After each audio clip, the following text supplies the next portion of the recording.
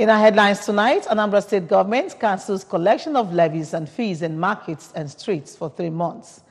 Youths urged to take advantage of state government skill acquisition programs to become self-reliant. Nigeria's Center for Disease Control confirms 23 new cases of Lassa fever in the country. And on the foreign scene, U.S.-backed forces in Syria launches assault on last ISIL stronghold. Good evening, glad to have you on the news tonight. My name is Maureen Stone Enujoki. The Anambra State government has cancelled the collection of all forms of levies and fees in markets and streets across the state. A statement signed by the State Commissioner for Information and Public Enlightenment, Mr. Sidon Adinoba, said the cancellation will be in effect until 1st of June 2019. According to the statement, the 3-month cancellation period is to enable government and leadership of the various markets to deliberate and agree on a more better and effective model of collecting fees and levies in the markets. It reminded the public that the ban on sales of emblem is still in force, warning that anybody caught violating this cancellation and ban on sales of emblem will be arrested and prosecuted. The statement urges market unions and their leadership, traders, security agencies, and the public to comply with the directive. The Speaker of the State House of Assembly, Barrister Rita Madagu, has called on the citizenry to reciprocate the good governance of Governor Willie Obiano by voting en masse for APGA candidates in next Saturday's House of Assembly elections in the state.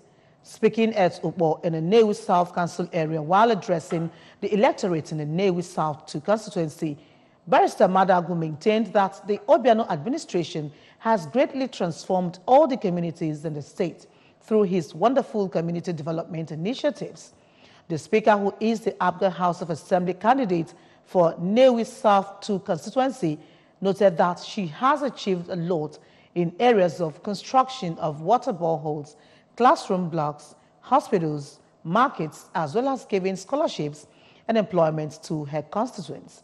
She expressed gratitude to Nnewi South 2 constituency for their resolve to give her massive support in next Saturday's House of Assembly election and promised to continue to offer them effective representation. Barrister Madagu enjoined them to remain law-abiding and shun acts capable of truncating the election in the area. 750 youths have graduated under the second batch of Anambra State government's One Youth, One Skill initiative. David Opokwasili has the details. The initiative, piloted under the Ministry of Youth Empowerment and Creative Economy, is targeted at empowering more than 10,000 youths in the state. The program was launched in 2018, and this graduation brings to 1,000 the number of persons trained under the scheme. The training covers pen making, makeup, gele and wig making, cosmetology, web designing, computer software development and maintenance, and were trained at 4 different centers in the 3 senatorial districts of the state. Speaking to the graduates, the Commissioner for Youth Empowerment and Creative Economy, Mr. Bonaventure Nemali, explained that apart from the program helping to provide job opportunities for the beneficiaries, it was also tailored to fill in the needs in the emerging economic subsectors in the state. It goes beyond training, because what we are doing is to form a business circle of those who learned a trade under One Youth, One Skill. Because what we try to achieve through this program is the real-time training, real-time skill for Anambra youth. Accompanied to the event by the Permanent Secretary in the Ministry, Mrs. Steph Kelly Uzo, the Youth Empowerment Commissioner said the program also fulfills Governor Willie Obiano's vision that every youth in Anambra State is empowered with at least a skill. 2 of the beneficiaries, Ms. Chika Onyedibe and Mr. Nkenke Nnatu, while appreciating the opportunity given to them, noted that it will not only make them self-reliant, but as well help them to empower others. Ikorobi ụmụ agbọghọbịa apụta n'igwe ka abịa mụọ aka ọrụ na aka ọrụ amaka abụrụ nkịta abụzụ mgbe eji certificate eji mụọ asambodo eme ọ bụ na onye nwere aka ọrụ n'ụwa ịma na nke ya kara aka. Our regard goes to the governor for bringing out this empowerment to the youth, and we are saying we all appreciate appreciate what Light has done today. And it's a good work. We appreciate the effort. It's also worthy to note that among the 750 persons benefiting from the second batch of One Youth, One Skill program are also persons living with disabilities who have been empowered in their own ways to become self-reliant and contribute to the society. From Omunze, Orumba South local government area, this is David Obukwase reporting for ABS News. The importance of Igbo language to media communication has been described as cardinal in dissemination of information. This formed the focal point of OZIOMMA ODINALA, an ABS phone-in weekend show that advocates the reinstitutionalization of the Igbo cultural system. Daniel Ezigwe has the details. Speaking on the reason for little application or total absence of the Igbo language from programs in most media outlets in the southeastern part of Nigeria, a guest on the program and managing director of Anambra Newspapers Printing Corporation, the publisher of National Light newspaper, Sachuka Nnabuife, condemned the total preference of other languages, especially English, to the Igbo dialect. Sir Nnabuife, who bemoaned the use of Igbo language as a second choice in some homes and schools, noted that the spillover effect is what has made the language an underdog among other mother tongues. Right is not good, left is not good. The best course is the middle, balance. Can kọwaa n'Igbo. Ọhụrụ aka ede kacha mma, ọhụrụ aka na kacha mma. Mana ọ nọ dị n'etiti. Ihe ọ bụla ị na-eme mee ya na mere ya mama nnukwu m si na mere na nwayọọ. Sị gị jiri nwayọọ maka na ụwa abụghị rikọcha ya ncha eribe ụfọ maka onye ndị ọrịa amụzi onye nwe ya nya na nke ga-efugo ka ihe m na-akọwa bụ ama na ọ ga-adịghị mma ma nsị gị gbom na ha dị emete ya mba ọnụ ABS mere na-enwe ozi ọma ọdịnala enwere ike onye ọzọ amụtakwa echi bido mebie ọ bụ na enwekwa ike nwụọ ndị ọzọ na-eme ya ya bụ na mmasị na ha ncha adịghị eme ya mana ọtụtụ ka ngwakwa gị eziokwu ọtụtụ ụlọ mgbasa ozi imeghe ya iche nọ na Lagos imeghe nke dị na Lagos iche nọ na America.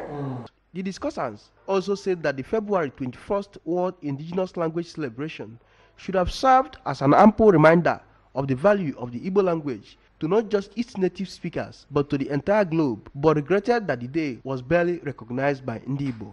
In Oka, Daniel Ezigwe, ABS News. You're still watching ABS Television News Channel 2 for Oka. Still to come, Nigeria's Center for Disease Control confirms 23 new cases of Lassa fever in the country. And on the foreign scene, U.S.-backed forces in Syria launches assault on last ISIL stronghold. Stay tuned. We'll be back after the break.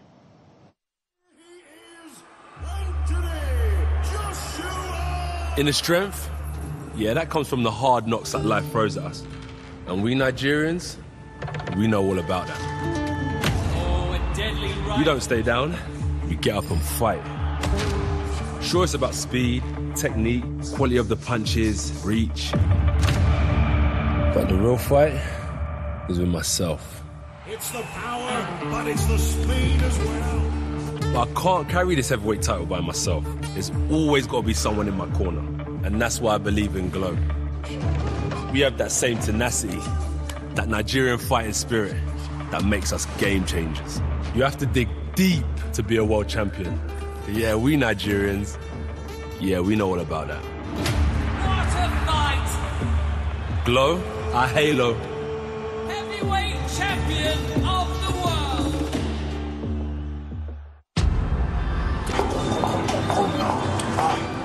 Data. We can't live without it. Share it.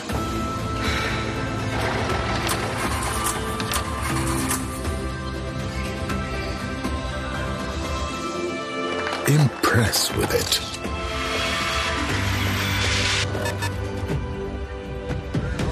Borrow it.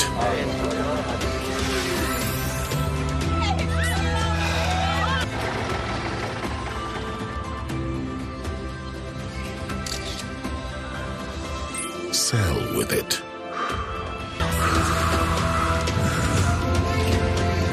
Yeah, calm down, breathe. Celebrate with it. Breathe easy, knowing that with Glow. Glad to know you're still watching. The Nigeria Center for Disease Control, NCDC, has confirmed 23 new cases of Lassa fever that were recorded between February 18 and February 24. Chief Executive Officer Dr. Chikwe Ihekwazu made this known in a statement in Abuja. Ihekwazu said that 1,279 suspected cases had been reported from 32 states and the Federal Capital Territory FCT from January 1 to February 24, 2019. He said that 381 of this figure were confirmed positive, 15 probable, and 858 negative. According to him, from the onset of the 2019 outbreak, there have been 83 deaths in confirmed cases. Case fatality ratio in confirmed cases is 21.8%, he said. Shiroro Hydroelectric Power Plant, Niger State, has received 8.5 billion naira investment boost as its operators, North-South Power Company Limited's NSP issued green bond to optimize its output. The 15-year tenure bond with 15.60% yield was issued under a 50 billion debt insurance program. It was made possible through the guarantee of infra credit, a AAA-rated infrastructure credit enhancement facility backed by the Nigeria Sovereign Investment Authority Guarantee Corps. NSP is an operator of a 30-year concession on the 600 megawatts Shiroro hydroelectric power plant. The NSIA said in Abuja that with infra credits guarantee, the Series 1 green bonds was accorded a AAA credit rating by Augusto & Company and Global Credit Ratings Corps and issued on 27 February 2019 as the first certified corporate green bond and the longest tenured 15-year corporate bond issued in the Nigerian debt capital markets approved by the SEC. The U.S.-backed Syrian Democratic Forces, SDF, have advanced into the final territorial enclave held by the Islamic State of Iraq and the Levant, ISIL, where heavy fighting is on the way. The Kurdish-led SDF expects the battle to be over soon. The head of the SDF media office, Mustafa Bali, said today the SDF were advancing on two fronts into the tiny enclave at Beghouz in Syria's Deir az-Zor province at the Iraqi border. 3 SDF fighters had been wounded so far, the media office said in an update circulated to reporters. The SDF began a final assault to capture the enclave at Beghouz on Thursday, aiming to wipe out the last vestige of territorial rule that once spanned a third of Syria and Iraq. Over 300 persons today took part in this month's Anambra Walk for Life exercise. The walk, fifth in its series, took off from Amobia City Stadium to Njigoka Council headquarters of Bagana to Umokbu, Nofia and Enuguku, covering about 10 kilometers with 4 refill points at designated stops. Correspondent Daniel Ezigwe was part of the walk and now completes the report. The March edition of Anambra Walk for Life attracted sports lovers across government and social circles, with official launch of the Walk for Life brand capping the event. On hand were men of Operation Clean and Healthy Anambra Ocha Brigade, Anambra State Traffic Management Agency ATMA, and the Federal Road Safety Corps FRSC to ensure that there was no traffic glitches in the course of the exercise. The Principal Secretary to Governor Willie Obiano, Sir Willie Nwokoye, in his remarks, lauded the walk, noting that its routine practice depicts, in larger sense, Governor Obiano's keen belief in healthy lifestyle. Even everywhere. Last Saturday was semicolon. Tata, I job my waiting full stop. Even men go gavel. In an interview, the chairman, Anambra State Sports Development Commission, Chief Tony Oli, the organizer of the walk, said the commission is looking forward in near future to partnering interested organizations to promote the brand, along with plans to make the exercise a household practice across Anambra State. We've covered another 10 kilometers. So far we have done 50 kilometers. Remember, our target is 120 kilometers, in a year. So we have done 50 kilometers now. And by the grace of God, by April, we hope to take it to Newi, so that Newi will also feel what it is, to work for life. Also part of the work was the member representing Njikoka 2 constituency at the Anambra State House of Assembly, Honorable Pete Ibida, and his Njikoka 1 counterpart, Dr. Tim OZIOMMA, both describing the outing as practical show of their physical and mental alertness in view of next Saturday's State Assembly election. Also speaking, the Managing Director and Chief Executive Officer of the Anambra Broadcasting Service, ABS, Chief Uche Nwora, said the exercise has yielded commendable results, not just in physical fitness, but also in bringing diverse minds together under one spot. Local government headquarters. There were also aerobics, accompanied by engaging sounds to give the long walk an alluring end. From the Njikoka Council Headquarters, Abagana, Daniel Ezigwe, ABS News. You can follow news and programs on ABS from any part of the world by logging on to our website, www.absradiotv.com. Like us at www.facebook.com/ABS Radio Television. Follow us on Twitter and Instagram at ABS Radio TV. Just before we go, a recap of the main points. Anambra State government has cancelled collection of levies and fees in markets and streets for 3 months.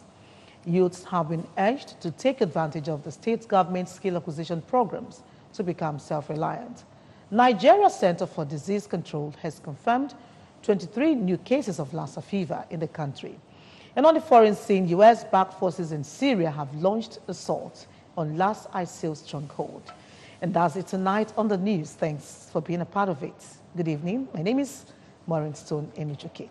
Catch you for.